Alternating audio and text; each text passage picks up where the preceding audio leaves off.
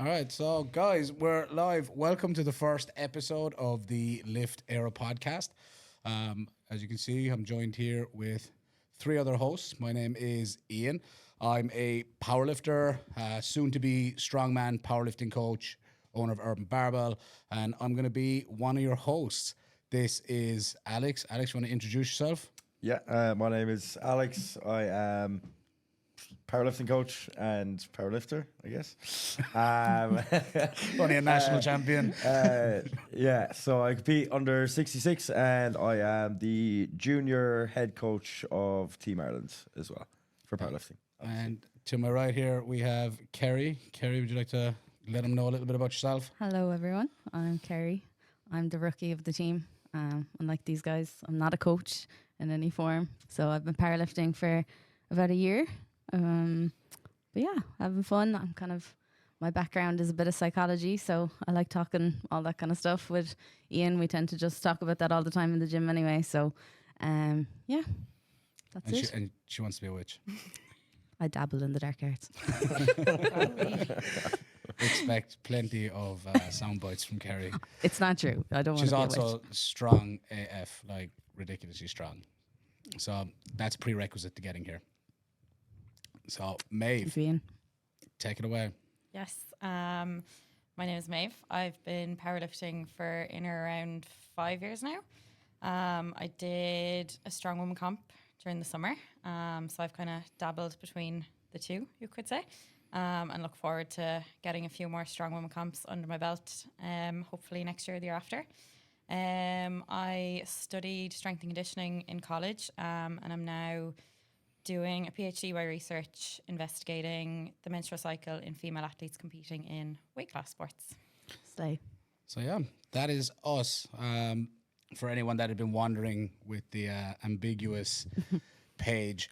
But like we said, the podcast was coming soon, so it's here now. I guess one of the things we'll touch on, guys, is why did we start this and what is it for? For me, I just think that, you know, the culture of Irish strength sports needed a bit more of a light shone on it. We have a lot going on domestically here. Between powerlifting, which we're all heavily involved in, strongman, which we're dabbling in and we're getting more involved in that scene, and weightlifting, which is something I personally don't know a lot about, but it's something I really want to shine a light on. I'd like to provide some sort of platform for it, get a bit more involved and get to know it a lot better. I just think there's a lot of cool stuff going on within Irish strength sports and culture, and this is just a way to promote all of it with an unbiased view, I think, where no biases to federations or affiliations. Like, we're all involved in different comps and feds, but at the end of the day, we all pick up heavy things and we all share that in common. And I feel like for the amount of effort that athletes put in, it was just kind of, there was a gap and a space there to be able to promote that. How do you guys feel about it? I definitely think it's like a no-brainer, like what you said, to shine a light on these athletes. Like, majority of us are not paid, not professional, so it's nice to get that recognition because, like, obviously speaking from like a powerlifting and strongman or strongwoman perspective, it's kind of the top level that get the light shone on them. So it's nice to showcase our athletes, but also showcase it to everyone else and lower the barrier to entry, essentially. Like, if the more people you get involved in all three sports, the more volunteers you have, and essentially the more stronger people there are out there.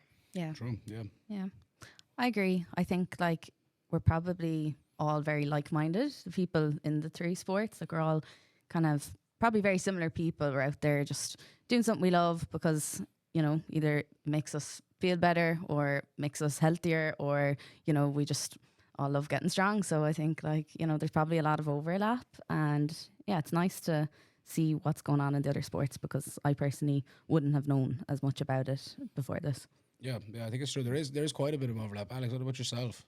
Yeah, it kind of goes back to like how this all started. When were talking, we were kind of saying that it would be great to have something like the equivalent of like a King of the Lifts that isn't, you know, if you're on King of the Lifts, it's only because you're American or French, like, you know, in that kind of way. So there's not that exposure for people in Ireland, in powerlifting, let alone in other strength sports. So I think something like this is just a really good way for not only to get more exposure through strength sports in Ireland, but also just, I think, culturally all of us just understanding the other sport better. Because like I don't know anything. I don't know shit about weightlifting. Like I know nothing, and I'm kind of excited to do this so I can actually understand it a bit more and learn more about it. And same with strongman. Like I've only very basic knowledge, so I think that'll also be really good exposure. And like you said, I think it'll just come back around to everyone realizing that we're all doing this for the same reason. It's all the same thing, really. You know? Yeah, exactly. I just think it's like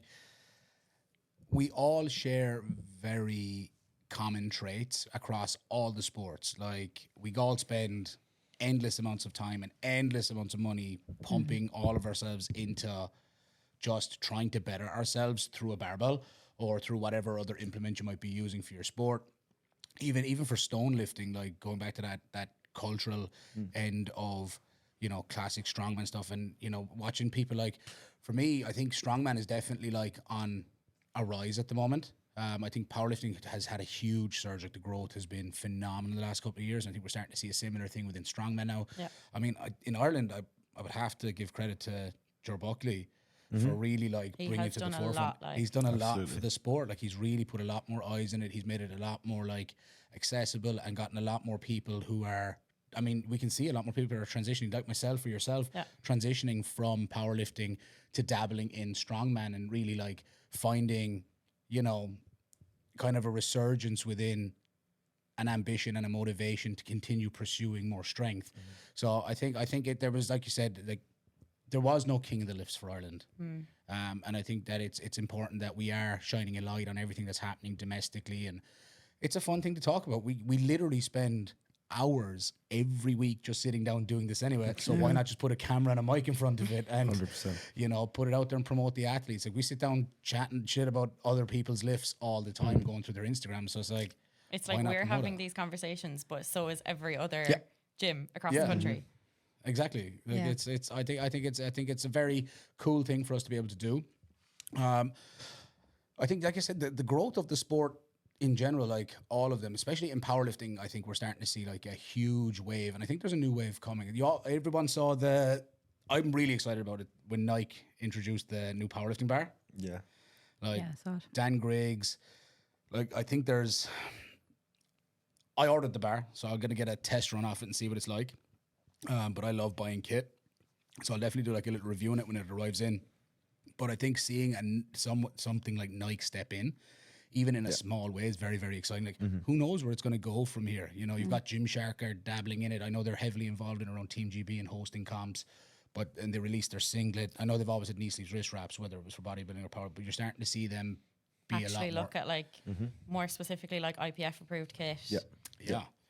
I think that's kind of where we see things going. It's just been a massive, massive wave of popularity. Like for me, the prospect of Nike stepping in is like, are we going to get like a Tiger Woods, a Michael Jordan, Yeah, Venus, yeah. Serena Williams, a powerlifter? Yeah. Who's going to be that person? But it's like the Yeah. equivalent of when Reebok took over CrossFit. Yeah, exactly. yeah. Exactly. That Is that what we're about to blew see? up. Like literally blew Yeah. up. And I think Puma, are they involved in High Rocks? Or is it Yes. Adidas? Yeah. It's Puma, No, right? Puma, yeah. Yeah, it's Yeah. Puma, right? So like we're starting to see this, and it's like, is this the wave? Like, please, if Nike want to come in, like by all means, please do. Go for it. You know, It'd be But we're- like great. even in the video, they have like the calibrated. yeah, they've got some places, kind like, of like oh, calibrated looking plate. It's not on their website. I'm curious to see where it goes. Are they going to stay in the equipment? Because I know they're launching their strength equipment, but Nike is, you know, they sell apparel, they sell Yeah. clothes, they sell kit Yeah. and training kit. Where are they going to go with it? Who knows? But it's definitely very, very, very exciting just to see it in general. And I think for any sport like that to get a light shone on it like that is huge. And we're all going to benefit as a net positive from that kind of light being shone on it. I don't think people really understand like the potential impact that Absolutely. Yeah. can have. Like Yeah. one of the biggest sporting companies ever. The biggest. Yeah. I was Like just gonna literally say. their biggest, shining It's a just light. like it's a much on- bigger multinational company. Yeah. Like I'd never heard of A7 until I came in here. Yeah. Yeah. Do you know what I mean? Or Yeah. I don't think I really knew what SPD was. I maybe saw someone in a commercial gym Yeah. wearing SPD sleeves, Sleeves but or like something. I wouldn't Yeah. have known the brand. So like it definitely would make a difference. Whereas like you see someone in a pair of Ramaleos, like Nike Yeah, squat shoes, yeah, yeah. you instantly know, oh, they're Nike. You might not Yeah. know that they're squat shoes, Yeah. but you're like, oh, them Nike shoes. Like I remember leaving a pair of mine in to be fixed, and like your man that was fixing them had no clue what they were, but he could tell me obviously that they're Nike. Yeah. So yeah, it's like I mean, the most- potential that Yeah. this has is massive. Yeah. I'm very excited to see where it goes, and hopefully they do more with it, and we see a bit more coming out down the line. I mean, to see them just get Dan Griggs involved. Yeah. I mean, he's the biggest raw deadlifter of all time, powerlifter. That's Right? So I found that interesting as well. I was wondering how they kind of went about it. Where they're just like, who's the strongest? yeah, I'd be Who's curious about getting like to use the bar. what was going on behind the scenes. Do they Yeah. have anyone in there that's interested in powerlifting? Nike, if you need some help, Reach out to Lift Era. we're here, you know. But I think it's like choosing him. Who was behind that? What were the conversations around? Yeah, I'd love yeah. to know. Do they have somebody that's like has their finger on the pulse of the game, or are they just kind of winging it? Yeah. Well, like they Just obviously research have done team. their homework there. Yeah. You'd imagine so. You'd hope so. Yeah. Got a few guys. You know, are they going to look for IPF approval on their stuff? It's That's what I was definitely, going to like, ask. the Like, is spec it there. possible that they could have more stuff like wrist straps and sleeves and stuff that could get IPF See, approved? you'd be Is- interested though, because you know the way they've gone down the route with Dan Griggs, Yeah. which is it's funny because it's like it's a stiff bar. You know what I mean? The thing he doesn't Yeah. compete with. So then it's like, do they? I wonder, are they going to first kind of go down that route of like untested powerlifting? You know what I Potentially, mean? yeah. Because Because I that's mean, where they'll just look at who's the strongest. They're yeah, not who's gonna got the look most at, like- clout? You Yeah. know, like what are they looking at here?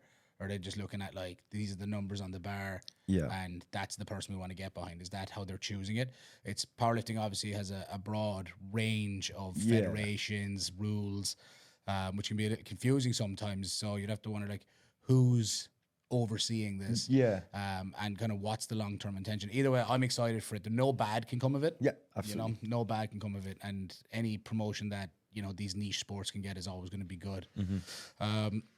Right, I think we're going to go and cover a little bit of some upcoming competitions.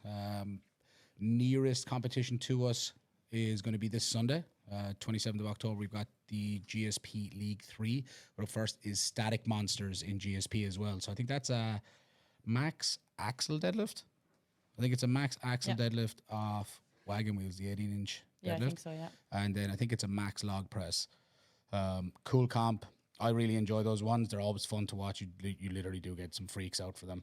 And then GSP League. So that's got class 1 and class 2. So I'll actually be making my Strongman debut with it. So I'm excited for that. See how it goes. Just finished my last training session today. But to see kind of where Matty Costello has taken Strongman recently, he's shone a huge light in it. He's really pushing promo. You see him working with Joe Buckley a lot. Yeah. Like it's very, very cool to see it. I'm excited to get involved in the sport and just generally be around it, bring more eyes on it. And not that I'm anything of prominence, but for me, it's just I'm excited to be able to show more people here in our gym, like get more people involved in the sport and be like make it more accessible. Because that's Well, what even I like think. over the last couple of months, like there was 4 of us here that did the Strong Woman Comp during the summer. So like you're actively pursuing that goal of getting more involved. There's a couple more to compete again after Christmas. Like we have a couple of lads as well competing this Sunday. So I suppose like what has the transition been like from powerlifting across to Strongman? Honestly, it's been fine. I've enjoyed it. I've wanted to do it for a while, so I knew it would be a challenge. I'd been helping the lads prep for a while before I made my own leap into it. It's definitely harder on the body. It's hard to balance. Like I do feel like my bench gets eaten by the log. Yeah. So you kind of have to decide. You have to pick and choose when you're going to push one. It's not ideal because I'm trying to peak for Ab Series 19, which is 4 weeks later. So obviously not ideal, but it's my first run out. It's I'm okay with. I've done enough comps that I'm not one of those like this has to be the best comp ever. It's like I'm gonna have better comps. There's gonna be other comps coming along. It's not going to be the last one. Yeah, kind of exactly. thing, yeah. So like I just love to compete and be involved. Not everything has to be like your best standout performance as much as you want it to be. But I'm not happy everything to make can be either. not like, everything can be either. But I'm just happy to go out and give it a go and see how we fare out. Events, some of them fall in my favor. I think they fall in my favor. We'll see. We start off with a max log, 100 kilo for max reps in 60 seconds. So I a should bit be. Gassy. Yeah, it's like it sounds easier than like what it is. Yeah, but honestly, it's this not. is what I wasn't expecting. Was like a couple of weeks ago, you were here, and I had taken 100 kilo for. I'm actually working with Joe Buckley. He's help me find a balance between strongman and powerlifting training. So I trust him a lot to look after my programming, coaching on it. And I think I took 100 for 9.8 7 reps. So I got to the top. I could, like, your heart rate is up way higher. So definitely you need a lot more work capacity from an aerobic standpoint. Yeah. That is definitely challenging. Trying to find a balance between like training your heavy squats, you're coming into a comp, on top of then needing to have the legs ready to do a shield carry. So we got like the next one is a max deadlift on a Kratos bar, with like bumpers up to 230. So the Kratos bar is this extremely whippy deadlift bar. It's 10 foot long, really long shafts on it. So they're gonna load it up with bumpers up to like 230 or something. So you Straps, get to use hitch. straps. You use straps and hitch. I'm not going to train the hitch because I still have the powerlifting comp 4 No, weeks there's later. no so point. I don't want to ingrain that. The suit was an option as well, but again, I've got a raw comp coming up 4 weeks later. It's one of those things though. Yeah. Like if it's heavy enough, you'll hitch it. Like Yeah, but heavy, listen, if I get it You above don't the need to knee, I'm not practice putting it down. hitching, you know what I I'm not mean? putting it down. I can tell you that. People go years competing and then they always still manage to fucking hitch a deadlift. So Yeah, we'll see what I can do. It'll be interesting to see what it's like. I've not had a practice run with it yet, but I'm confident as a deadlifter. So we'll see what I put together on the day. Hopefully I can do enough to win that event, and hopefully I've done enough on the log. And then we've got a bag run. So it's sandbag, 5 meter runs, 3 bags over a 50-inch yoke. 100 kilo, 110, 120, which if you're in powerlifting or potentially in weightlifting as well, if you're not aware, like those weights, this is the thing between powerlifting and strongman. The perception of what we think is heavy Yeah. is very, very different. You'll be like, how much is that bag weigh? It's 100 kilos. Oh, Sure, I can deadlift that. easy. That's easy. That's like warm-up numbers, right? You go over, you pick up a 100 kilo bag, this shit will turn you inside out fast. Yeah. Like there's a whole skill to it. Same, the empty log that we have here, some are 60, our one is 70. You tell someone that's like a relatively good bench presser, oh, it's 70 kilos. They go to pick it up, they can't get it to their chest, they can't get into the clean. There's like a whole technicality side to it, a skill set there. I love training for it. But it's definitely very, very different. There is a lot of carryover in terms of like your base strength is going to definitely that help. obviously stands. But the gas tank's got to be there. We have then a Husafel shield carry, 120 kilos, max distance, 10 meter runs, max distance in a minute. I did that.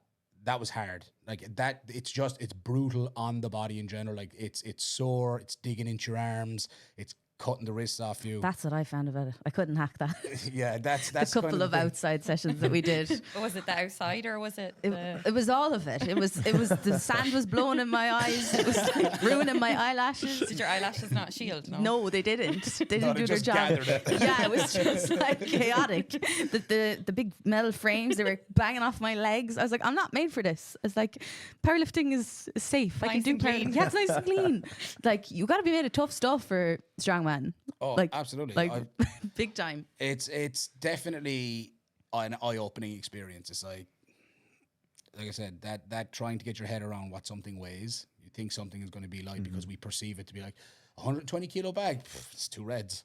Yeah, it's like the No, it's not. the bags we were using. What were they, like 30 and 60 or something? The one that I did, the beginners one during the summer, the bag was 70 kilos. Jesus Christ. Yeah, that's heavy. Like, Yeah. I'm not being funny. That was horrific. I don't think I would have been able. Or you know the ones we had outside and we were like throwing them over our shoulder. Oh We're- no, like I and we're could running with them. barely like Yeah. actually hold this. I like when I did it here in the gym, I think I got like roughly 50 meters like that day, 34. Like, and at that I had to stop, lap it and like try and go again. Like it was by far my worst event. But that's exactly what you're saying, because it's like we were like I could only do like the 30 or the 35, whatever it was, but like, and I couldn't do the 60. I couldn't run with the 60. I hadn't done it before, but like we can bench 60, no problem. You know what I Yeah. mean? So it's like Yeah, so it's you completely hear a number different. and you're like, Yeah. you equate it to something that you're familiar with, and, Yeah. and it's like, this is not similar at all. No. There is quite a lot of crossover in terms of like just having a good base of strength,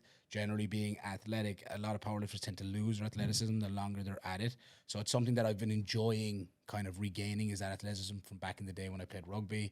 You know, for me, that's very, very fun, especially like I'm in my mid-30s now, so it's something that I like working on. I need to be, looking after myself from that heart health perspective a bit more. So this is just a good, fun way for me to be able to do it. And hopefully it's something that I can pursue long-term and be competitive at.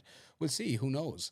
What about weightlifting, guys? Like, how do we feel about that? Maeve, I think you've been doing some research for us. If you want to take us through kind of some results or comps that have been coming up, any lifters that have been prominent recently. I know we share a lot on the page, so Yeah, we've had like great responses so far from the weightlifters. I think like all three sports, everybody just wants a platform to see everyone succeed at, like essentially.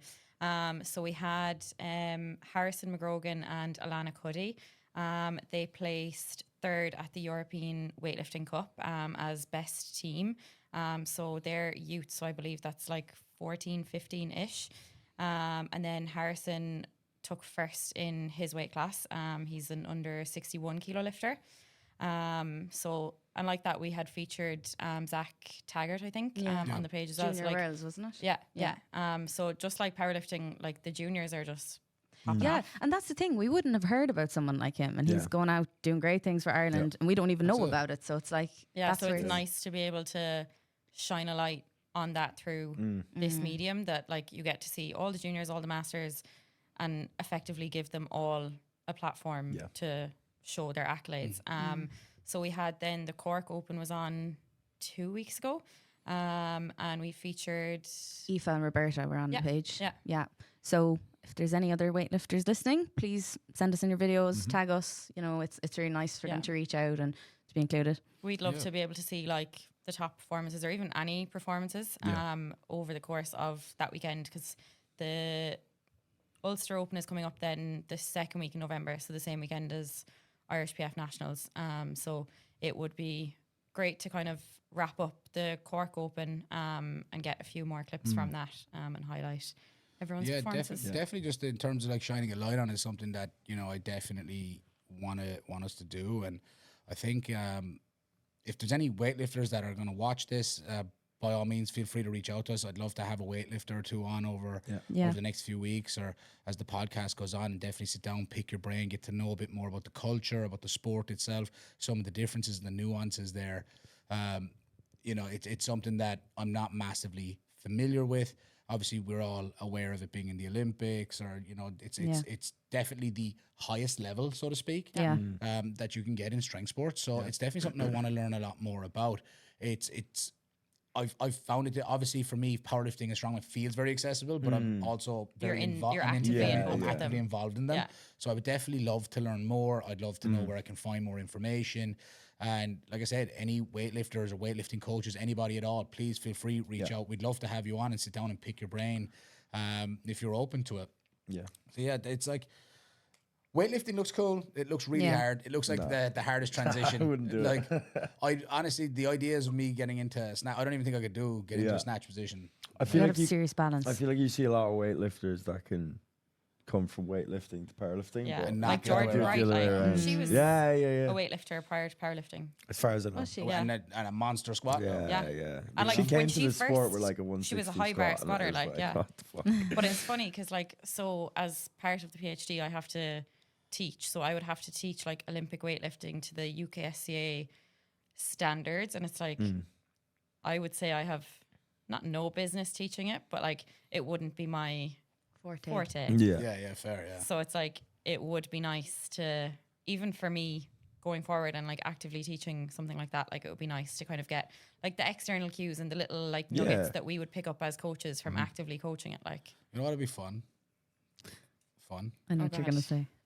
What if weightlifters or weightlifting coach, if anybody reaches out, I would love to spend an hour or two picking your brain in the gym and maybe take some of us through some of the lifts post-comp for us. So somewhere around December time or in the new year, I I'd think it'd be... actively do that. I think it would be cool to come in, learn a bit about it, and actually like get a real feel for it. Obviously, there's only so much you're going to learn in one session, but I think it would be I think it'd be an interesting experience, and we'd all be way out of our depth and look stupid, which might also be a bit of fun. Very humbling. Humbling, like my first time picking up a 120 kilo sandbag. Very humbling experience, and so I think it'd be cool. So if anyone's open to it, please, guys, like I said, reach out. Absolutely, reach out.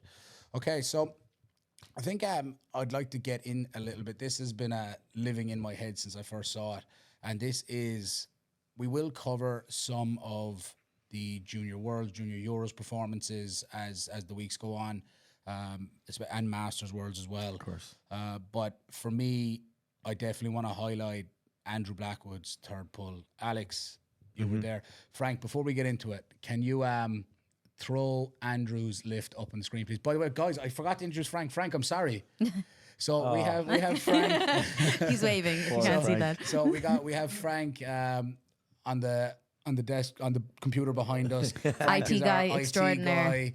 He sets up everything here. We actually wouldn't have this without Frank. So Frank is actually arguably the most important piece of this machine. Definitely. So Frank, I apologize for that. I think we were all just a little bit startled in the beginning. But yeah, thanks very much to Frankie. Some people like Thanks, to call him Frank. Spoons. But Francois. whatever he likes to go by. Francis. Maverick Media. So yeah, this one, Frank, the one 6,007 likes. 120 kilos for Andrew Blackwood from Ireland, still fighting for podium. Unfortunately, not just struggling with some grip issues there. Yeah, we And now 3 deadlifts remaining. Andrew Blackwood from Ireland, in his last competition as a junior, missed his second on grip, 320. Has jumped 15 kilos anyway in an attempt to fight for deadlift bronze, but more importantly to get a bronze medal at his final competition as a junior. He's going out on his shield, Amelia. 15-kilo jump on a missed attempt. It's all or nothing. Let's And go he in. gets it moving. Can he hold on to it? He can. Absolutely. That's Andrew Blackwood, ladies and gentlemen. 3 white Look at lights, a that. good Look lift, at and that. can you believe it? Team Ireland go crazy, the crowd go crazy, and can So you Frankie blame knows them? me, brother. So yeah, guys, like that for me is strength sports. That's power. That's the community. Like. What a ballsy move. The guy goes from pulling hook grip, pulling mid grip. Alex, talk us through it. We know a little bit of the backstory, but definitely just walk you through. I suppose it's walk probably us through the it. The whole thing, like easiest way to do it. Walk you through the day. Yeah. So obviously this is Blackwood's last junior competition. I think he was actually one of the first people I met at my first international comp, and I've handled him at, like, I'm pretty sure every single one of his junior, like, career from start to finish competitions. And he's also one of my really close friends, so this was obviously a big deal. You know, this is one of the first ones where we were looking like we were coming in with, like, on prognosis to be, like, on the podium pretty much. And I rocked up that morning, and I was pretty buzzed. It was going to be the last session of the week, so, like, super long week. It was going to be the last session, best session pretty much I had in my head, you know? And I rocked up and I started talking to Blackwood, and he was just like, I feel like shit. Like, he's like, straight away, before we even got under a bar, he's like, I thought I was going to pull out this morning. I was like, I haven't slept. You were there, obviously. You remember a lot of people. There was a big virus going around, so a lot of people got sick. People were sick, yeah. Over in Czechia. So, unfortunately for him, he ended up getting sick the fucking night before his competition. So he said he was getting no sleep. Just felt terrible. Thought he was going to pull out, but barely eating. Just cold sweats all night. Like, it, you know, from the get go, it was terrible. And I was kind of like, okay, fuck. Obviously, you know, my job is to just try and keep the person's head in it and just make sure that they do what they're able to do on the day. You know what I mean? You don't want to try and make somebody overreach either or over push them. But it was kind of one of those things where it was like, this is like, strength hasn't disappeared. You know, I don't care how sick you are. It's not like it goes anywhere. Yeah, you're over peaked 24 here. hours. Yeah, exactly. So yeah, that's fun. We start warming up. He does 70, same as always on squats. And then he does 120. And Andrew puts the racks in and grips really wide. And he does 120, smokes it, obviously, because he squats like over 300. He goes to re-rack the bar, whatever way he racks it. He actually catches his thumb in between the bar and the Eleiko rack. And like, I mean to say, like, slices his thumb. Like, it's not even like it's a little cut. It's like sliced the whole way down, like deep cut. I have a video, I'll show you later, but it's on my phone. It's like, because I take a video of like we went through like 4 plasters or like fucking tissue everywhere, blood everywhere. Like, I have a video of him warming up at 170 on squat and just like a pile of bloody tissues.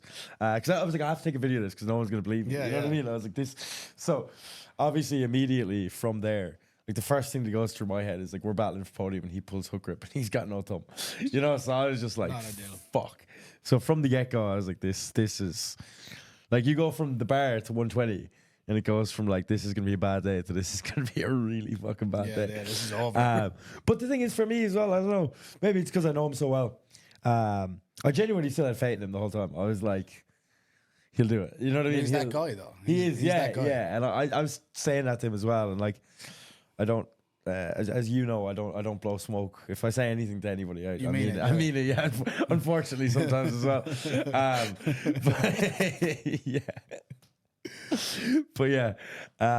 So yeah, I just kind of remember talking to him and telling him, I was like, look, I promise you, basically, no matter what, we're gonna get on a podium today.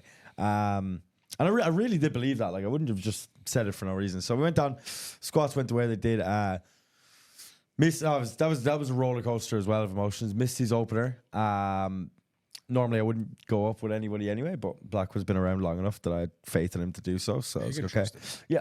So we still jumped to 300 because it was because we were in contention. It was one of those things where you can't afford to just take your opener again. Like, you really can't. You have to go up to stay in the race. So we went up 300, got that. It was completely normal. I took a more conservative jump, went to 310, which was like 2.5 kilo below what he finished at Worlds. So it was kind of like, it was like a banker, like, you know, it was like, we have this. Yeah. And then it was, he squatted it 2-1, 2 reds. I had to sprint over to the jury, and they pretty much overturned it straight away. So it was like, you're from like opener and squat, it was just, we're already feeling terrible, fucking replacing, hit the plasters on his thumbs, like every attempt. It was ridiculous. So roller coaster of emotions. Finally got the third squat. We were officially in the race. Went through bench. Bench is just bench. No one cares. We just cruised through 3 for 3. Chill. Yeah, get it on the board. Then we're warming up for deadlifts. And, you know, the thing I'd been dreading all fucking day pretty much. And I'd said it from the start of the day. I was like, I think you should go hook grip, mixed grip. I was like, I think it might just be the way to go. Like, if you just start warming up with it.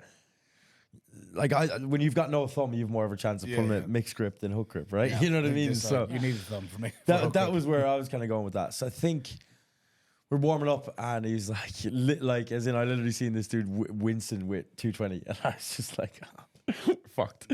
So I think we'd only like 5 minutes left, change openers, and he's opening like, I think it was like 312 or 315 or something like that. Yeah. And I kind of just walked over and I was like, look, I think we should drop the opener, just put something on the board that we can get, so then we can kind of, it still gives us that kind of chance to actually still battle for something, because you're not just worried about getting your opener 3 times, you know, in that kind of sense. Yeah.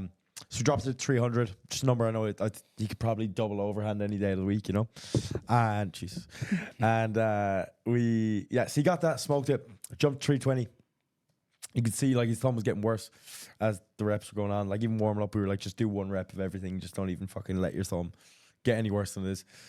Did 320, failed it. Like, literally, he was just like, my thumb's gone. And we kind of went back into the warm room, and he kind of just looked at me, and he was like, mixed grip? And I was like, man, like, what the fuck do we have to lose, you know? And I think he said it to me afterwards as well. He was like, can we take 320 again? I was just like, nah. Like, I was looking at the board, and I was like, if you're gonna, like, I remember like saying something along the lines of like, if you're gonna fail something, it might as well be fucking worth it. Like, you know what I mean? Like, something with a chance. Like, if you failed 320, you failed 320, and you're in the exact same position you would have been. Like, at least let's load something up and see what you can do, you know? So we decided, after his 320 failed, fuck it, we go mixed grip. I think I put in like a placeholder at the time, and then we all ran into the warm-up room. And we just started teaching him mixed grip at 120. So it's like, just like, if anyone saw us, like, it was one of those things. Like, nobody even had us in the race. Like, it was like, yeah, he's definitely failing. Because they're like, all the lads in the warm-up room knew, all the other coaches knew that he sliced his thumb from squats. And it was kind of like, I would have been the exact same if I was looking at the board and there was a lifter we were against and just failed his second. And his thumb was fucked. It is what it is. You know what I mean? And so yeah, we taught him mixed grip for, like, he said he hadn't pulled mixed grip like ever. Like, he literally used to always do double overhand, then he just swapped straight to mixed grip, hook grip. So he's never really trained mixed grip. He was like, I haven't done it in like 8 years. You know? Yeah. Wow. Oh, fucking hell. Yeah, so obviously I was incredibly stressed. I was like, you know, I think when you're a coach in that situation, the last thing you want to do, especially when it's somebody's last big competition, is essentially put on the wrong number. That's the biggest fear ever as a coach all the time, right? And then it's like, you know, then you have to kind of have that conversation with yourself when somebody's trying to get in the zone. You're like, do you tell them what's going on? Do you know? Do you want them to know? And then he might turn around and be like, oh, I don't want you to do that. I want to just, you know, pull for a PB or just like get a deadlift, you know, in that kind of way. So it's kind of like, right, I'm just going to take this into my own hands and just kind of do what I think he would want me to do, and that would just be put a put a ballsy third on the board and just fucking Absolutely, pull for podium. Wildest thing as well, like that was 3:35. He needed 3:40 and he would have came second as well. So I look back at that as well. I'm like, Yeah, like, you know, I think he'd have had it. I think he too. would have had it as I well. think he could have put like anything on that bar. his max ever in comp is 3:37, and like that looks pretty solid. So yeah, and then I remember we were going out, and I was like, I think it was Andrew Rowe said it to me, and he was like, percentage wise, he's like, how much do you think he actually has this? And I was like, honestly, like 2%. I was like, if even. I was like, I've got faith in this guy, but I was like, to come and change to essentially hit your max with a different grip that you've never trained before. Yeah. You know, in a really high pressure situation, I was like, I think 2% was me being nice as well. You know what I mean? Like I'd all the faith in the world for him. Like I really did. You know, it was really one of those ones where you're like, fuck, it could happen, you know. And yeah, he walked out, soon changed the grip, and it just started moving, and it kept moving, and then he got it, and I was like, what the fuck? It was incredible. Yeah, and then immediately he came back, and me and Andrew just both started fucking crying. Like tears of joy, obviously, but like, you know, I feel like I was like, I'd seen him go through it all, and then all the prep and the day that was involved as well. It was super, super emotional. I think as a lifter as well, I can definitely too empathetic with people, and I can put myself in their shoes. And I know how much that would mean if that was me. So obviously I just get emotional as well because I'm a loser. But no, you know, I it's think because I care. Like I think that's the essence of the sport for me, was moments like that. But I mean, what a way to go out! What like that's movie so it was stuff. like you know what I mean? first ever international total podium, new national record, broke Barry Piggott's 120 record. Like what a record to break. Of all people, absolutely, you know, like, because I remember even saying that at the very start when we had a conversation. I was like, Joe, what do you want from today? You know, that's a big question I always ask people when they come in, and like, if they are in contention, like, what's more important to you? Is it, you know, hitting a PB, or is it going to be getting on a podium, or a medal in an individual lift, whatever? Yeah. And he was like, he was like, you know, I'd obviously love the podium, but he's like, I'd really way prefer just a total PB, you know, just come off on a high, and, you know, knowing that I've achieved the highest I could in my junior career. I remember just being like, why don't we just do both?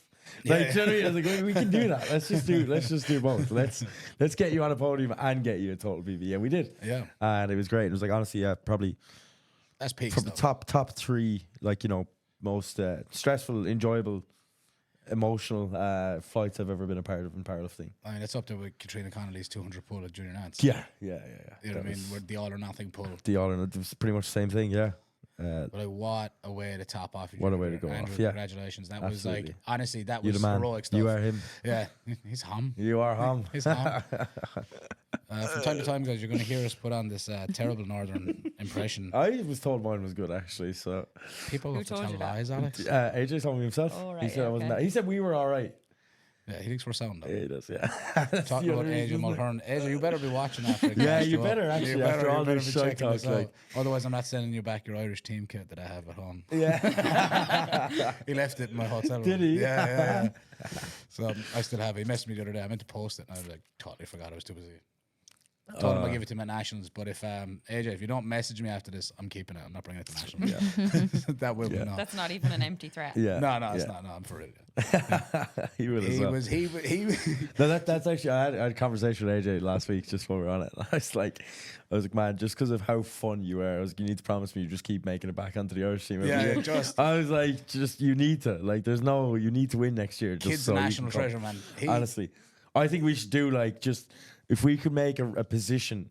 If he doesn't, I don't think he won't make it to the Irish team next year, following years. But still, if he wasn't to, I think we should make like a water boy. I think a water boy position for the Irish team. AJ Mulhern, he's got my vote. Like, it's 100%. Yeah, he's the water boy. He is. Yeah, I mean, he'll be a lifter, but I mean, you should be there for the full thing. Yeah. National treasure. Well, no, he's not a sub anymore. I was gonna say. So now he'll be at the end of the week. So. Well, yeah, I was there for a couple of days. He's the water guy. Sarah McCormick, my own lifter, was competing, and he was. Obviously, seeing Sarah take a podium position was absolutely huge yeah. for me. He's probably so good. Best part of that whole day. It might have been AJ. It might have been going to dinner with AJ and Breen and being like, "These kids, oh man, like they were gas." Honestly, the funniest pairing. Yeah. I still have that video of you arm wrestling, boys. I do as well. Yeah, I do as well. We might have to share it at some point. Might edit this out because they might get banned. Did you see their TikTok that they made? Oh yeah. We won't give too much. Yeah. It was class, wasn't it? It was class. Oh yeah, it was class. If you want to know what we're talking about, look for AJ Mulhern on TikTok. And I think it was Breen that posted it, actually. Was it? I seen it on AJ's. Did it not go Could on have to his both. like They could have close friends or both. They something? could have both done it. I don't know. Either way, Eamon Breen or AJ Mulhern. You'll find out what kind of guys they are. Yeah. God. To go from nonchalant to freaky very quickly. Nonchalant to freaky very quickly. Trend. It was funny, to be fair. It was. I mean, I wouldn't do it myself, no. but I'm old as shit. No. So it was Now age I'm appropriate. curious. Nah. We won't put it on the screen. We're overhyping it now. Yeah, as well. yeah. Everyone's We're, gonna be- we're blowing this up. yeah, everyone's gonna be very disappointed. You had to be at dinner. Yeah, it Yeah, was I a have to great do it. experience. But honestly, the wave of junior lifters Yeah. that we have right now is incredible. This is this is probably the highest standard we've had for juniors. Yeah, yeah. Like I was saying that even if you look at it, obviously there's going to be the top few, but like just obviously we're going to go into talking about nationals next time. But most like the juniors are just as competitive as the open lifters, if not more, in certain weight classes. Absolutely. Yeah, Yeah. and it's incredible to see. It's funny because there used to be such a drop off. Like I remember when I started in 2019, and obviously I had like the 2 years of COVID. Yeah. So I just missed like the end of my junior career. But like I remember thinking like there was such a big gap between Oh, junior yeah. and open at the time. Even the standards when we were making Oh, them, it they was were just, wild. Yeah, yeah. And I remember thinking like I am never gonna get near Yeah. like the open because the junior was lower relative to the open. But it's like now they're actually quite close. Yeah, it's the standard of like.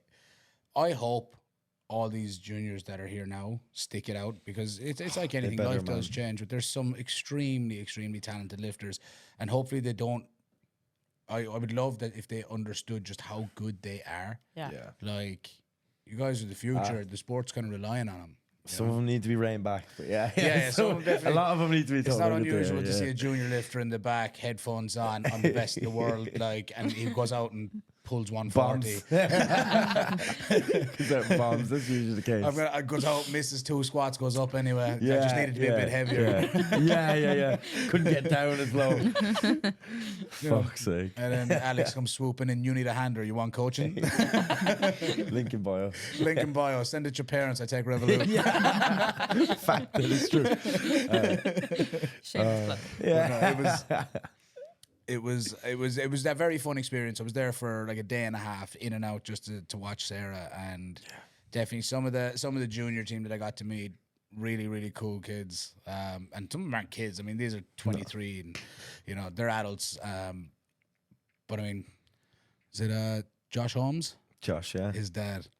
His the dad was a goat. legend. His dad was a legend. He was Josh super- is also a legend. Josh, Yeah. you're a legend. But your dad's your dad. Your dad is His the dad's goat. your Like dad. your dad's the He's goat. super like interested in He the cares growth so of the much. It's sport, sick. and Really? It was Oh, very yeah, cool yeah, to see. yeah. He wasn't Very- in Malta, no. No, He was. He was in Malta. He but was. I We Well, just didn't meet him. No, I because didn't they know. I was pretty sure the lads they flew home like the night that Josh competed. So like they were literally just in and out. Yeah. Okay. Whereas I got a this chance to time chat it was with kind him, of the same, but we just had a night chatting to Yeah, them, like yeah. chilling out. It was Yeah, I great. got to have a beer with his dad and stuff. And Yeah, it's great it crack. was- his dad's A1. His dad is the man. Yeah. Yeah, and he's fascinated by this sport. You see that with a lot of people's parents when they come in. It's like they didn't know what this is about, and they come along and they're like, "This is pretty incredible." And Yeah. they see the amount of support and how behind everyone we are. Like, it is like this sport. It's an individual sport with a massive team culture. Yeah. The culture just in the strength community in general. That's why I'm so Yeah, interested man. to get involved in more of it. Like, Yeah.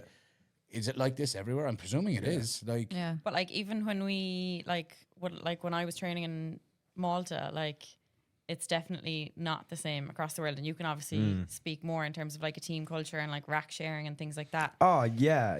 Like it's rack sharing. Fuck yeah, that's a different story. It just depends. You get better and you know what teams to avoid, I suppose. Really, or what coaches should I say? GB. Yeah. Fuck those guys, man. But train of thought is completely gone there. I was just saying, just fuck, the what was I culture, going Other with? countries. the supportive The culture. cultures of other countries. Yeah, so I think the one thing that actually really stood out to me, yours this year, was that a lot of other countries were coming to me and saying that Team Ireland is really like family, and like that's huge to me. Like that's obviously something that I try to kind of implement. Like it's definitely something that I really I really, really want to bring to Team Ireland a bit more. Not that it was never a thing, but I felt like before my past international experiences, there was always like everyone was in their own little circles and they were all kind of doing their own thing. Whereas like now I'm kind of like everyone that's competed that day, they're going to get a message off me and be like, come on, let's go do something. Like whether that's all go for food, we have a few drinks, we just chill in reception of the hotel and we get to know each other and enjoy the time we've had. Because like I think it was even I can't remember who I was handling. I think it was Keir Loftus. And that was actually my first time ever meeting her because obviously I was away in Australia. Yeah. So everyone that had competed at junior nationals for the first time or had qualified for this this team this year, I hadn't met half of them. So it was I was handling her and she's an absolute she's mad thing. Like she's an absolute pleasure to handle. She's mad thing. Yeah. In a good way. You know what I mean? She's great crack, just super bubbly. We got along really well and like even one of the other coaches kind of came up and said it to me. He was like, "Oh, you guys are really close." I was like, "It's my first time ever meeting her." You know what I mean? And I was like that meant a lot to me. You know, to see that and like that other countries are starting to notice that like we do stand out as the ones that are always together and like actually an actual team. Yeah, we do come from like such a team sport culture. Absolutely. So like and chances are like most of us have come from some kind of a team sport prior to powerlifting. Yeah. Or whatever individual sport it is like. Yeah, it's like my favorite thing about it is just that community aspect to it is definitely the thing that I cherish the most with it. It's what I try to hammer home to people like get into a strength sport. Yeah. You're not going to get a community like this elsewhere. Anywhere else. Anywhere. It's just like get into a strength training gym. Like it's not going to be like your commercial gyms and you know, if you're looking for somewhere to train, have a social circle. And like generally, honestly, I think the reason our training sessions take so long is because we're just having a good time hanging out. Absolutely. Like and people give out about you're yapping too much. Like, well, I mean, we're still getting results, we're still getting medals, and we're just spending hours in the gym. We're just spending hours in the gym. Don't ask me my opinion of people yapping in the gym. You come from a different culture. We're in here talking about loans and mortgages, and you're in there talking about like who's. You know, texting who's bird. Did they jump? Did they jump? Yeah. We're trying to. No, I'm leaving that in. But no, it's been class, right, guys? I want to get into some of the Q&As. How are we doing for time, Frankie? That's not bad, lads. That's not bad. We're hoping. I'm hoping, guys, that we don't burn the ears off you too much, and we want to keep you guys interested and engaged, because we could go on like this for a very long time. Too long, yeah. I'd love to get into Kerry if you want to bring up. We put up a question box before we did the first podcast. So if you want to bring up some questions, we get into some of those. Yeah. So we asked people, you know, is there any topics in particular that they'd like to hear? We got a few responses in. So the first one is from Ames Mac. Amy said, how ye got into lifting yourself and tips for beginners. Who wants to go first? Maeve, you want to take it away? Go, Maeve. Yeah, I don't mind. Ironically enough, I got into powerlifting in the way that you tell everybody not to get into powerlifting. I shoeboxed myself into the fact that it was a weight class sport, and did the very healthy start. Yeah, exactly. Like now, I would obviously be advising everyone not to do this, but like I'll get there. But I did the typical, like I was walking around at like 75, 76 kilos and I was like, I want to be under 72. This is when under 72 was a thing. And I was like, I'm not competing until I'm strong enough and I'm not competing until I'm under 72. And my coach at the time, it was like this really small gym in Portlaoise. There was like 3 or 4 of us powerlifting. He was like, no, like I think you should. He was like, maybe just join, maybe compete. Like he obviously saw some bit of potential, I hope. And 12 weeks later, I did the Connacht. Was it the Connacht Open in TJ Reid's? Oh, yeah, I did that too. I actually competed in that, yeah. Did you? Did you that one? Yeah. That was the one where that was the one where, do you remember that when it was, I don't know if you were in that session, but do you remember they, like nobody brought an ox cord. There was no deadlift jack. There was nothing. The boys were picking it up. And the boys were picking it up. There was nothing. Yeah, there's no ox cord. Somebody had to drive after the first session. Somebody had to go to like fucking TK Maxx or something and pick up an ox cord. It was a mess. I ended up having a jack brought up from Limerick. Yeah. For the next day. Because I was the Sunday morning, but I had like gone to watch on the Saturday evening. We brought the jack from Limerick, and the Alico bar that we have here was the bar on the platform. Wild. That's class. It's like we've been around for a minute, right? All of us. It's been wild. That doesn't feel like that long ago as well, which that is was like funny. nearly 6 years ago. Yeah, 5 years because I would have done my first comp like 5 years ago in November. yeah. So I suppose for me, I was transitioning from like rugby over to powerlifting. I knew I wanted an individual sport because I preferred the idea of, regardless of how good, bad, or indifferent I was, I got my 9 minutes on the platform and I got to put in the hard work, and the hard work inevitably got to be rewarded. So that was, I suppose, my entryway into it. Was I was just transitioning from a team sport, and I was relatively strong for my age at the time, and I ended up powerlifting. Now, I obviously am not like a 72 kilo lifter anymore, and I actively would not give that advice to a beginner. I would do the complete opposite to what I did, and I would say get a coach.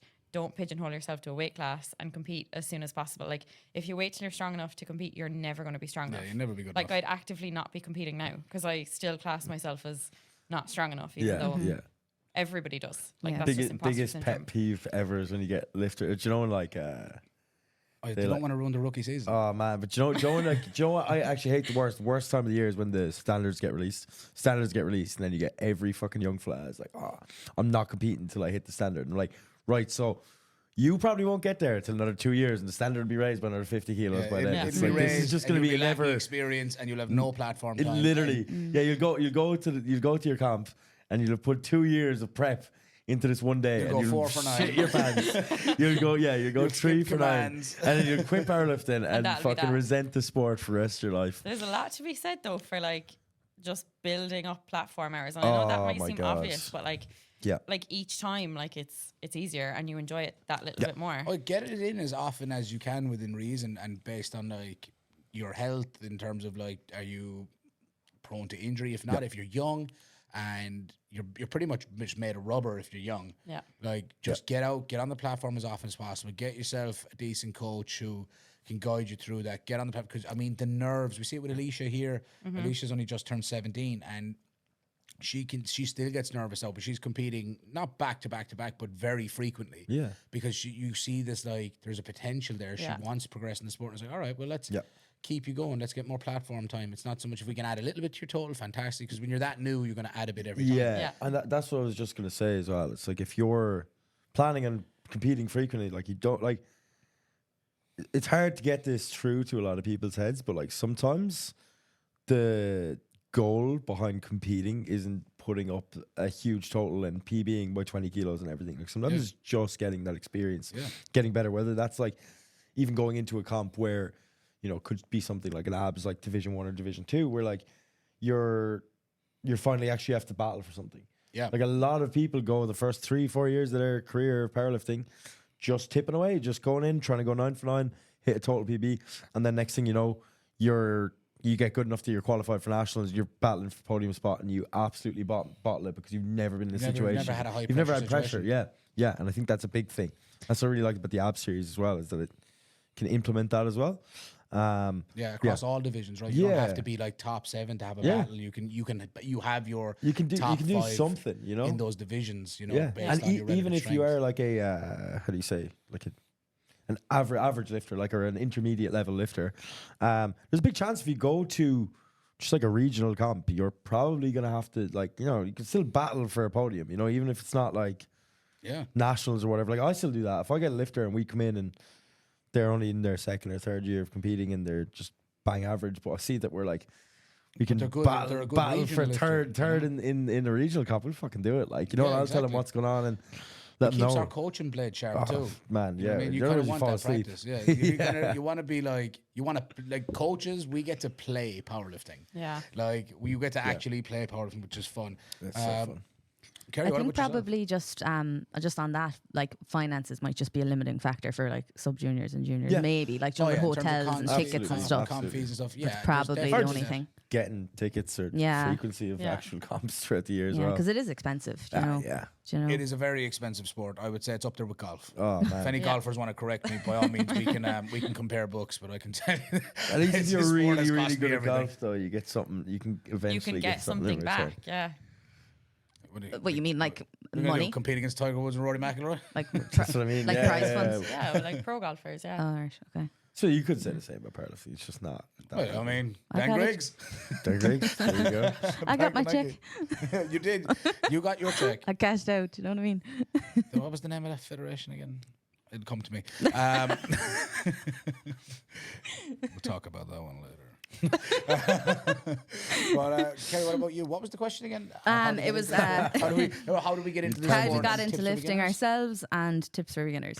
What about you? So- You're the newest in the sport. Yeah. So me, I played sports all my life: camogie, soccer, football, on and off with them, kind of more so like up until college, and then went away, and then was playing football over in Vietnam. Then I came back, was playing soccer for a bit, but was also so I got into like proper lifting in the gym. I was going to a PT in my village during COVID, and that's how I got into like lifting, and I loved like lifting. Like I was playing soccer, but I was kind of struggling to do the two because my legs would be like in bits from running for 90 minutes, and then I'd be like missing my leg days. And like even though there was no pressure on me to do those, I was loving them. So I was like, oh, I'm just gonna quit like field sports. I didn't really love it anymore. I just kind of liked tipping away in the gym myself. But then that gets boring after a while. So like I missed the competitive element that I had in the sports. Yeah. And I think I was like away on holidays last summer. I was on the beach and I made a list of things that I wanted to do, and powerlifting was one of them. And I was like, I think Emma reached out to me like that same like month, which was really weird. And I was like, yeah, okay. I think I just actually wanted to learn how to. I had no intention of actually competing. I just wanted to learn like the compound lifts like better, and like how to like I was squatting, but I was not squatting to depth. And I was like lifting really heavy in a commercial gym, but like it was all accessories. I was doing I was going hell for leather on lunges, leg press, like you name it, everything but bench squat and deadlift I didn't do because I was afraid of hurting my back. I'd only ever done hex bar. They're fair bad Of for course, back. Yeah. Of course. Makes sense. Because I didn't have correct form, and I was only doing hex bar deadlifts. So that was all I'd ever done. I'd never learned how to sumo, and I thought sumo looked cool. I knew it would probably suit me, so I wanted to come in and learn it, you know.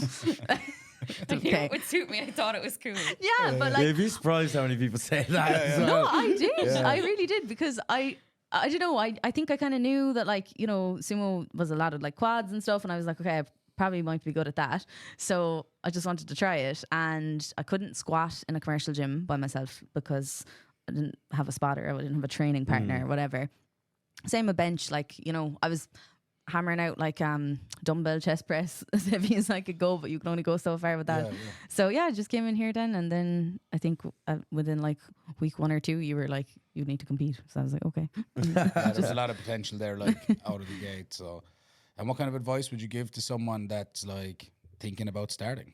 Yeah. So Just don't do it. Save yourself. You'll end up spending all your money sitting on a podcast, people at 10 o'clock. yeah, that literally. I ask myself that question all the time. I'm like, this time last year, well, just over a year ago, I was like, didn't really Getting ready know what for this your was. first comp, And I'm like, kind of. Yeah. So last summer, I didn't know much about powerlifting at all, and now I'm like here, and it's like consuming my whole life, and I'm like, how did I get here? You know. So, But that's what powerlifting does, though, isn't yeah, it? Yeah, once it it sucks bites, you in. man, it sucks you in. Yeah. It's You're fucked. But it's whatever a great addiction. Like it's so nice to have something. You're so new. It's adorable. That will change. Yeah, That will change.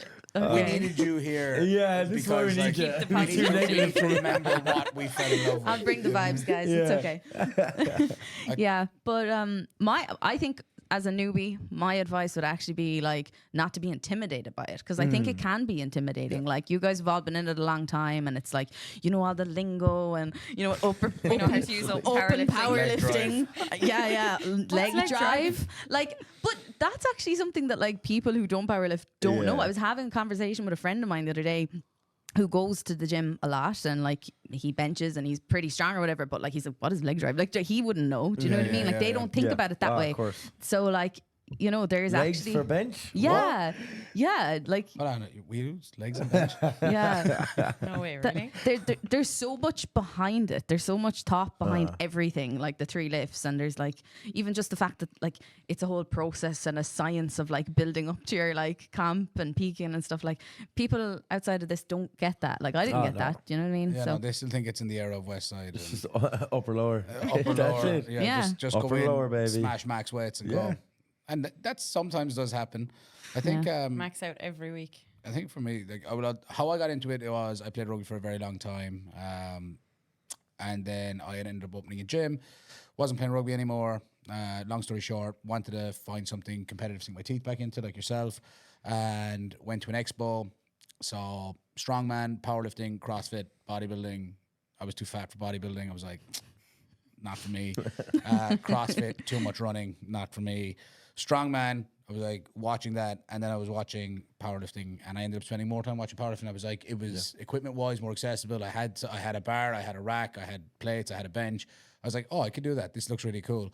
And it was something I'd always been interested in. Like powerlifting's been massive here in Limerick for ever since I can remember. Ever since I was born, between like Shane Brody, Tommy Dillon, Jermac. Yeah, it's like, always been around. It's like we have a deep history in powerlifting here in Limerick, and it's always been on my mind to want to give it a go. And obviously from playing rugby and just generally being interested in the gym and fitness, I had been lifting weights and interested in the compound movements, as in specifically squat, bench, deadlift. And that was kind of how I just ended up getting into it. Ended up starting a team, and here we are 10 plus years later. My advice for beginners, apart from don't, would be, well, actually, Kerry, to be honest, like, what's your squat? What are you hoping to squat in December? Like, give me a range between what and what? Between 160, 165. Okay, cool. You're at the sport a year. Yeah, that's crazy. Okay, and you're hoping to deadlift between? This is a lot of pressure, Ian. I can't. And that's good. You have to back it up now. Yeah, no, God. There you go. you're hoping. Okay, We're right. gonna clip Okay, this. we'll say We'll post it the day before her comp. All the numbers. You're gonna Kerry hang me will out get to tomorrow. dry. I won't. I'm going to make my God. point. Come on, I'll land All right, my, all let right, me all land my right. plane. Okay, roughly 190. Roughly up around the range of 190, right? 200. So He'll know 200 in anyway. a year of powerlifting, after hearing that, right? Yeah. My advice is this: if you're thinking about starting, get to a gym, start hammering the shit out of lunges, hammering the shit out of leg presses, right? Do accessories, do some research, find a coach, make some inquiries, but get into a gym, find a program on the internet, get going. Once you feel comfortable or confident enough, reach out, join a gym that does it or that can specifically guide you. Like powerlifting coaches, as unapproachable as we look, we're actually not. We're the most insecure people on the planet. Oh, absolutely. So by all means, please reach out to one or anybody or one of us who's sitting here.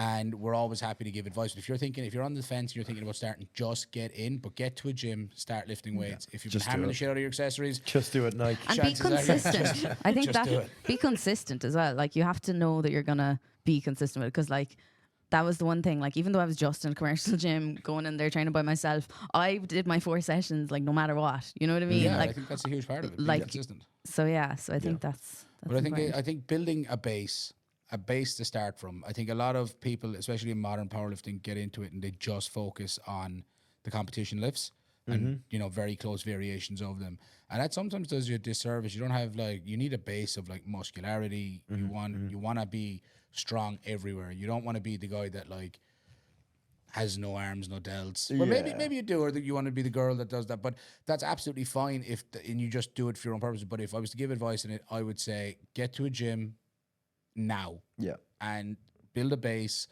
start exploring the main lifts, and find somebody who's a professional in the sport who can help guide you.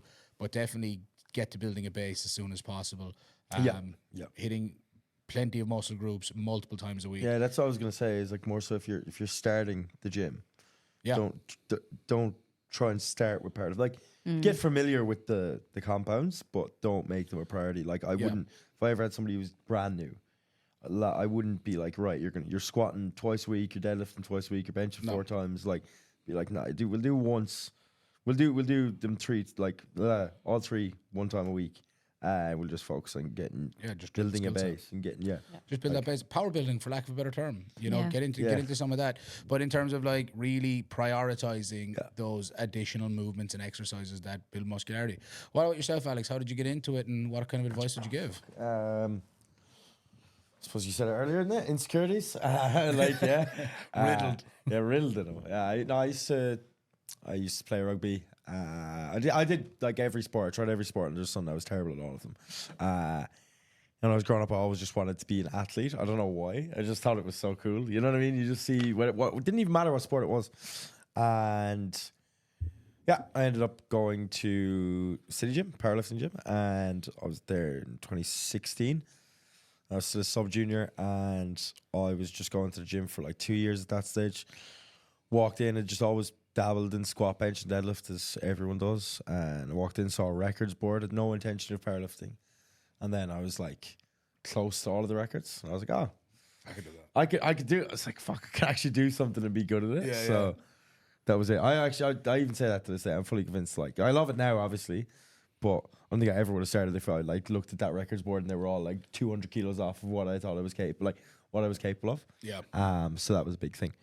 Yeah, and then got into powerlifting, got into coaching, and now it's literally it's all I have. So it's my whole life, and I love Save it. Wouldn't us. change it for the world. Yeah. So yeah, and then advice I would give to somebody new. I think a good bit of advice that it's funny. I was giving to one of my lifters that actually I started like resonating with me. Like while I was telling them, I was like, oh shit, yeah, this applies to me as well. Which I don't, it depends who you are and what kind of perspective you have on this, but like even your coach doesn't know what your rate of progress is going to be like. Like you don't know, nobody knows where you're going to be in a month, where you're going to be in 6 months. And like there's so many people that you see online and they're mediocre intermediate for such a long time, and then they put down 6 solid months of training and eating properly and they skyrocket. Yeah. And I think that's just one of the most exciting things ever, is knowing that like, okay, if I come in every day and I give it 100%, I like, you know, who's to say I won't hit this number in a month's time or in 2 months' time? You know, as unrealistic and crazy as they might seem, I think that's just such an exciting thing that makes it so fun, is just the unknown. Where you might make no progress as well. Don't get me wrong, you know, it does happen sometimes. It happens, yeah. Especially if you're new to the sport and you're a junior, and you've got a frame to fill out. It's actually like there is no ceiling. You know what I mean? I think that's a big thing that I want to get across to a lot of people. Is like I have guys who are like come in now and they're juniors and they're great lifters and they work really hard, but they're it's kind of like going back to what you said, like being stuck in that weight class mindset. You know, I probably the worst person to talk about this right now, but at the same time, I think I can, because I know what the right thing to do is for certain people. You know, it's you see a lot with like these guys and they get so obsessed and they're like, oh well, I'm 80 kilos and you know I'm kind of strong, but it's like, yeah, but you're 6'4" and you total 550. Like imagine Early you days filled Jack out. Kenny. You know what I mean? Yeah. But you know, like it's like you've so much to fill out, and like there is no ceiling to what. Like look at how much progress you're making now at 80 kilos and 6'4". Imagine you were 100 kilos and 6'4" while going through puberty. Jam, you might as well hop on whatever you're having. Like, do you know what I mean? Like honestly, you get better results. Make the most of it. Don't be afraid to grow into the sport. You know, and obviously it's all relative. You can always go up a weight class and come back down. I think people get caught up in this so much. It's like once you go up, like just for context, like I did the comp last year as a 74, and I haven't competed for over a year, and now I'm coming back down and competing 66 in 2 weeks' time. But it's like I had that idea in my head that like, oh, if I go up, it's like impossible. You can never come back down. And now I'm kind of it's opened my eyes and has actually toyed with the idea of consistently doing this, like going up for a while, coming back down, because like I've seen a huge correlation to my total. Obviously, I'm always a bit heavier in the off season, but I think like proper committing to actually just getting heavier, putting on more size for being at that heavier body weight for like 6 months, instead of just being like, oh well, I got 70 now, time to cut back down. You know what I mean? Like kind of one of those things. So like giving yourself that time to really allow yourself to grow. So I think that's my bit of advice. Yeah, just I think don't be afraid to get big and strong. There you Don't go. be afraid to get big and strong, grow into the sport. I think we'll take how were we again, Frank?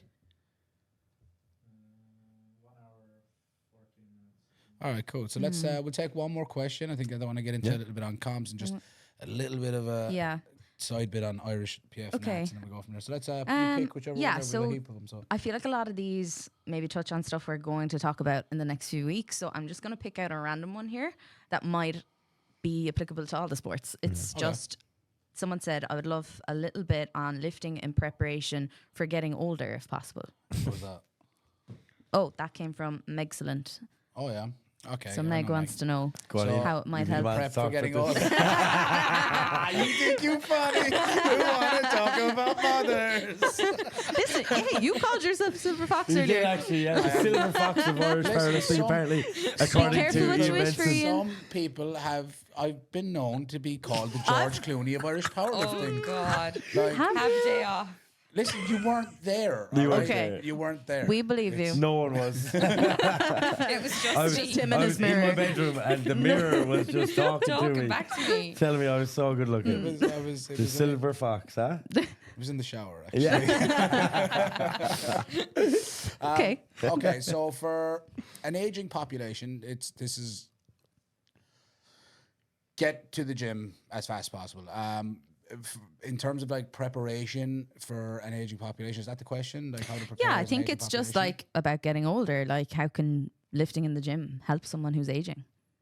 Oh, massively. I mean, maintaining bone density, slowing down the rate of osteoporosis. I think maintaining muscle mass, more longevity. You're going to be fitter, faster, stronger. You're going to have a lot more mobility. You're going to end up with cranky knees, cranky shoulders, cranky elbows, cranky back, cranky whatever. No matter what, like you get people that'll be like, oh, I don't want to lift too heavy because like lifting heavy and lifting heavy with bad form, two very different things. You'll get people that'll be like, I don't want to lift too much because I don't want to have my back be fucked up when I'm older. Well, find me an older person that doesn't complain about their back and ask them if they powerlifted. Most of them will say no, and they all go around with cranky backs. So a strong back will serve you. If you want to build a strong back, lift heavy weights. In terms of like, if you're preparing for later life, be prepared to commit to a healthier lifestyle and going to the gym for the foreseeable future. You need the gym. If you're going to have longevity, you probably need the gym about as much as you need sleep and water. Yeah. It's a very, very important thing. I think it's cool that there has been like more of a push for people like who are older starting the gym though. Yeah. Like that's definitely become more common. Even my mum like has recently just taken up lifting, like which I Nice. think is really cool. My best friend, her parents got into lifting over COVID and they are animals now. Like they're flying it. Do you know what I mean? So like it's really cool to see. Yeah, I think for an aging population, it's very, very important to start as soon as possible.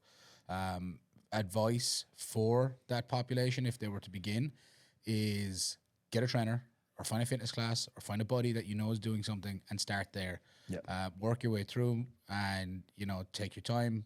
Obviously, build it up slowly, but like just get started. There is probably someone in your community somewhere that is holding circuit classes in a community Yeah. hall or has a gym and is taking group fitness classes. Like, get started if you're in that aging population demographic. Like, weight bearing exercise has been proven Yeah. to help a lot. And also like having seen like the other side of it. So like obviously being involved in like the research area, like I've friends who are actively like researching resistance training in older adults and like I've helped them out with testing, like pre and post intervention testing. So they'll run like a 6-week strength block and then they'll retest. And it's like older adults are like the aging population are far more capable than what you would give them Yeah, credit yeah, for absolutely. and Yeah. what they would give themselves Yeah. credit for. So like Yeah. as they progress on over the weeks, like don't be afraid to push them. Yeah. Like they're Yeah. actually like far more capable than what Yeah, you they're would not made of glass. No. than what you would No one perceive is. them to be. And like they would probably perceive themselves, but like to actively see the benefits and them come in and say, like I wouldn't be involved in the intervention, but I'd see like week 1 and week 6 and to see them come in on week 6 and they can tell you that, like they can run around after their grandkids or like they can get out of bed on their own because they've Yeah. like been involved in resistance training. Yeah. Like It's all about It quality makes of a life. world of difference. yeah. It's got to be about quality of life. I think that would be it. Just get started if you're concerned about, what you should do as you approach older age or preparing yourself for your own future. Get to the gym and don't stop. Doesn't mean you have to do things competitively, not by any stretch, but you should definitely get in and work the body in totality, hit everything. And it doesn't matter whether you do it once a week, twice a week, just do something and keep at it forever. Ingrain it into your routine and whatever time you can commit for your schedule. But that would be my advice for it. If you are part of an aging population and you fit into that demographic, then reach out to someone somewhere that is running classes in your area or is a PT in your area and get started, you will never look back. You will never, ever, ever, ever regret it. It will only serve you. It's an investment. Yeah, absolutely. So, right, guys, I'm going to get into some upcoming comps. So maybe if you want to pull up our comp calendar that we've put together, covering all powerlifting across all feds, weightlifting, and strongman. What do we have coming up for the rest of the month or the rest of the year even? Is there, well, maybe we should just cover November. Yeah, probably just November. Yeah. It's a good few. So obviously we have yourself competing at the weekend. And then the 3rd of November, we have the WRPF Winter Classics. That's here in Limerick. Oh, yeah, it's outside. Then November 9th and 10th, we have Irish PF Open Nationals. That's in the Radisson. The 16th of November, we have the National Powerlifting Championships. Sorry, I should go back to the 9th and 10th. We also have the Ulster Open for weightlifting. Okay. And then the 16th and 17th of November, we have the weightlifting Celtic Nations. That's over in Wales, but I'd imagine there's a few Irish lifters over there. Then we have the 23rd and 24th, we have AB Series in Dublin. And we also have the Irish PF Open that's on here in City Gym that weekend. And then the 30th of November, we have the INSF Battle of the Tribes. That's down in Galway. Oh, yeah, the strongman. Is that Strongman? Yeah, Yeah. Irish Natural Strongman Federation. Cool. And then the 30th of November / 1st of December, we have the Dublin Open. So I think that's Olympic That's weightlifting. weightlifting as well, right? Oh, cool. There's a lot of comps coming up. Yeah. So, guys, we're going to hope to And there's cover as much as another possible. Irish PF camp the week after December. that. December. Yeah. That's in December. Yeah, so we're gonna hopefully cover as much of that as we can. Please tag us in your videos, your lifts. We want to share it. You know, we don't want to take Or just credit send for them yours. to us. Or just send Yeah. them to us. Whatever. We want to promote it. We want to promote what you're doing. You know, like I said, reach out and tag us. We will absolutely share it. Yeah. Share your videos with us. Send them, and we're happy to post them on the page. We actively want to promote all of strength sports. You know, like I said, we don't take we have a completely unbiased view towards it, and we're here because we love the strength community and strength culture within Ireland, and it's something we're all very, very passionate about. So again, and live stream links. If you have a live stream link for any of your comps, please send them to us. Even if you're lifting at it, send them to us. We want to share it on the story and get this out to as many people as possible as the page and community for this grows. Little bit of a preview into it. We're not going to go too deep in, but I'm very excited for Irish PF Nationals this year. I think it'll be almost a whole episode on its own. Yeah, absolutely. But I've said it a couple of times before we got on the air. I'm very excited for the 93s. It's like a new era of a 93 kilo roster. I know there's some familiar faces there. Yeah. But this might be the most competitive one yet. I mean, last year we The had 93s have never been Cian this Madden, competitive. Matt Henry, And Beck Toaster. Phillips. Beck Phillips. Toaster beat last year? He would have He been. didn't do 93 He didn't do because 93, he was the 83 at that podium point. was, What? No, in yeah, last year. yeah. No, But sure, he it was did- February last year, Alex. But he did Junior Worlds as a 93. Hold up, Frank. I'm pretty sure Toaster You has pull always up been open powerlifting there. I'll do it. I'm pretty sure. He might not have even done it, to be honest. Put in Ion or Yun, ION, space, Calmic, CALMIC, I think. Nah, Open up, you'll see it now. click on his. So we're looking for. He didn't do Open He Nationals. didn't do Open He Nationals. did Junior Nationals. Nationals in 93. Fair. So he was 93. He just Yeah, he didn't wasn't compete, 93. yeah. Just wasn't. That's He just. not He open. just didn't. He didn't do That the Open makes Nationals. sense, yeah. All right. Yeah. So we had Matt Henry, we had Ian Grant, we had Beck Phillips, and we had Kian Madden. But I think Kian Madden was pretty much a shoe in for the podium. Yeah, that day, yeah. for first place, and everybody else was fighting for runners up. Right. Yeah. And no disrespect, but Kian No. it was a level ahead. But this year, This year it's Matt different. Henry's hot in his heels. Nam's making his 93 kilo debut at Nationals. I know he's competed as a 93, but this is his Nationals debut Yeah, as a this 93. is the real one, I suppose. isn't it? Like, we still got Beck Phillips in there. Ian Grant's now moved up. Mm. Who else have we got? There's an Odyssey lifter in there. Oh, I'd have he's to just have moved it. up from 83s. Yeah. So there's all I know is there's this guy. Oh, Callum. Yeah, Callum, Callum. yeah. Gee, oh my Yeah. god, yeah. I was like, He's wait, a what? monster. Oh yeah, like that. I said this the other day. I was doing a Q&A and So I got like 3 questions, just being like, who do you think is going to win the 93? So obviously it's extremely hyped up. Like everyone's interested.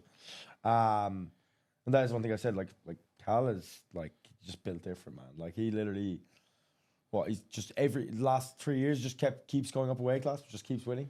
Yeah, It's no, like he's not many people do that. terrible. And Yun's doing 93. Is he going up to 105? 2 Toaster. Yeah. Toaster's got 105, but he's Romanian now. Yeah, he's not doing Irish Romanian. BF nationals anymore. No, He has so to do their nationals. interestingly enough, just a bit of it. I don't know if he'll want me to tell you. I don't care. So he just after his comp, what was it?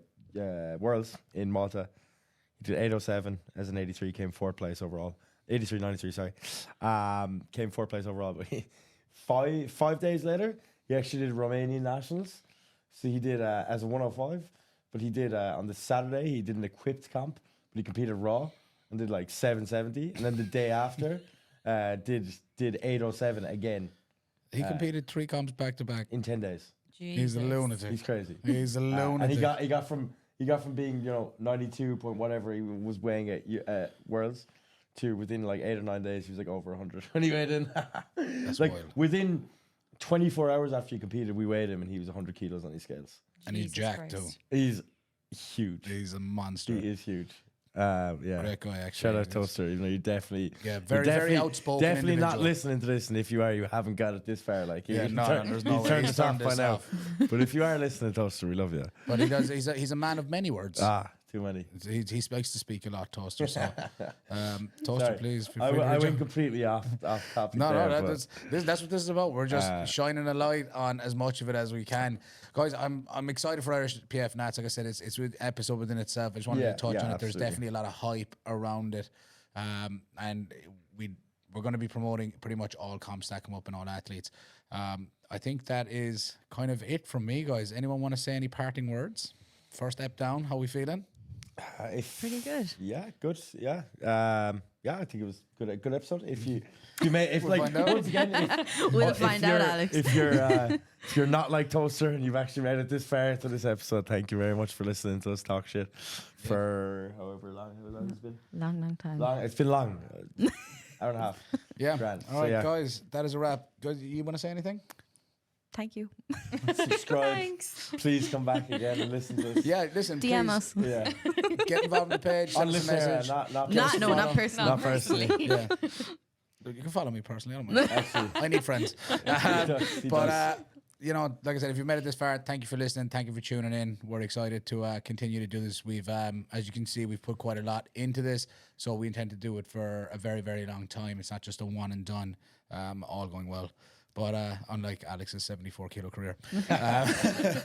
So yeah, that is it for now, guys. We're signing out. Shine, and we will catch you in the next one. Frankie, that's a wrap.